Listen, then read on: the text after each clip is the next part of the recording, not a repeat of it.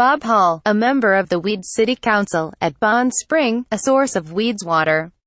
Jim Wilson, New York Times. Good morning.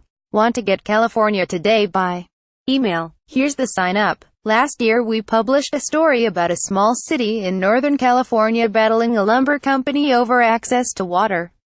The article focused on the city of Weed, a fated mill town of 2,700 residents in the foothills of Mount Shasta. For over a century, Weed's tap water has come from a natural spring on land owned by the timber company, Roseburg Forest Products.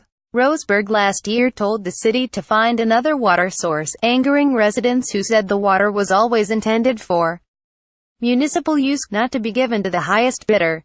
That's where we left off. 7 months after our story ran, a group of residents sent a letter to the District Water Office asking to clarify the ownership of the municipal water. They also convinced the Weed City Council to back their request. Roseburg responded by suing the residents and the Weed City Council. It is difficult, until you are in the middle of something like this, to understand how intimidating and scary it is to be named in a lawsuit by a huge company with lots of money to spend on lawyers. Bruce Shoemaker, one of the 9 residents who was sued, wrote in a letter to a local newspaper. 2 Oakland-based lawyers, James Wheaton and Paul Clifford, who were representing the Weed residents, asked Superior Court Judge Karen Dixon to dismiss the suit against the individuals on the grounds that it violated their freedom of speech. The lawyers invoked a California law that allows defendants to strike down lawsuits meant to silence criticism, cases known as strategic lawsuits against public participation, or SLAPP suits.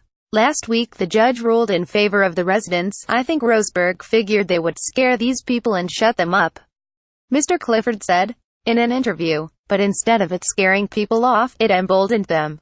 An emailed statement by Roseburg's general counsel, Stuart Gray, said the company was disappointed that the case against the residents had been dismissed and was considering an appeal. Who owns the water? The Weed City Council and Roseburg will continue to battle it out in court. California. Online. Please note we regularly highlight articles on news sites that have limited access for non-subscribers. President Trump described his administration's deregulation efforts in remarks at the White House on Thursday. He then stood between 2 piles of paper representing government regulations in 1960, 20,000 pages, he said, and today, a pile that was about 6 feet tall said to be 185,000 pages. Doug Mills, The New York Times. We are just getting started, President Trump said in announcing a rollback of regulations on the environment, healthcare and financial services. It is a mirage more than a miracle, said Xavier Becerra, the California Attorney General. The New York Times got $2.5 million or more? You still may have trouble finding a home in Silicon Valley. Mercury News. After a 6-day preliminary hearing, an Alameda County Superior Court judge ruled Thursday that Derek Almina and Max Harris, 2 former residents of the ghost ship warehouse that burned a year ago, will go on trial for 36 counts each of involuntary manslaughter.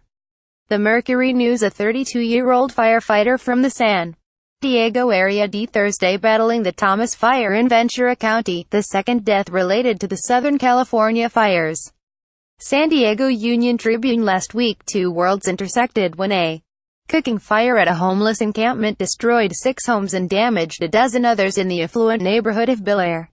Los Angeles Times. Moments after the Federal Communications Commission on Thursday voted to roll back net neutrality regulations, Scott Wiener, the state senator representing San Francisco, pledged to introduce legislation that would preserve open internet protections for consumers in California. Los Angeles Times. Kevin De Leon asked State Senator Tony Mendoza, who is under investigation for UAL misconduct, to step away from his position. Mr. Mendoza's reply: no. The Sacramento BUCLA shattered its own record as the nation's most popular college choice for high school seniors, attracting more than 113,000 freshman applications for fall 2018. Los Angeles Times. Lori Ajax, California's marijuana czar, issued the first batch of temporary business licenses for the upcoming legal marijuana market. 2 businesses in the Greater Bay Area were among the first. Get them. The Californian 27% of California school children between 12 and 17 believe their peers see them as gender nonconforming.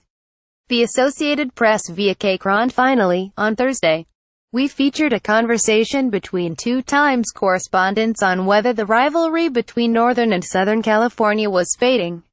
The discussion drew a strong response from readers. Here are some excerpts. I've always thought that the Bay Area was politically more liberal and culturally more conservative, while SoCal was politically more conservative and culturally more liberal. This is less pronounced now, but still true. The new division is more urban-rural, coastal-inland, east-west than north-south. Terry Burns. NorCal folks tend to be more intense about everything: food, recycling, art, politics. There is a seriousness to all aspects of life. SoCal lives up to its reputation as being generally more chill. Angelinos are like the catering trucks to San Francisco's four-star dining. They're just as awesome, only a bit messier. The two areas are like siblings: competitive, bickering, supportive, loving siblings. Rachel Cudlets, having lived many years in both Northern and Southern California, I think what is most striking is how oblivious the two halves are to each other on a day-to-day basis. In each place, the other is talked about very much like one would report on events on the other side of the country. Marcia J. Bates. It is no surprise that San Francisco and LA don't see a north-south rivalry. They are both highly democratic, densely populated, commercialized areas which impose taxes for their pet projects on the rest of the state. These areas control the state budget without needing or wanting any input from rural areas. If you really wanted to know about schisms in California, you should have asked the reasonable state of Jefferson supporter, Anita Pack. California Today goes live at 6 a.m. Pacific Time weekdays. Tell us what you want to see. Today at nytimes.com. California Today is edited by Julie Bloom, who grew up in Los Angeles and graduated from UC Berkeley.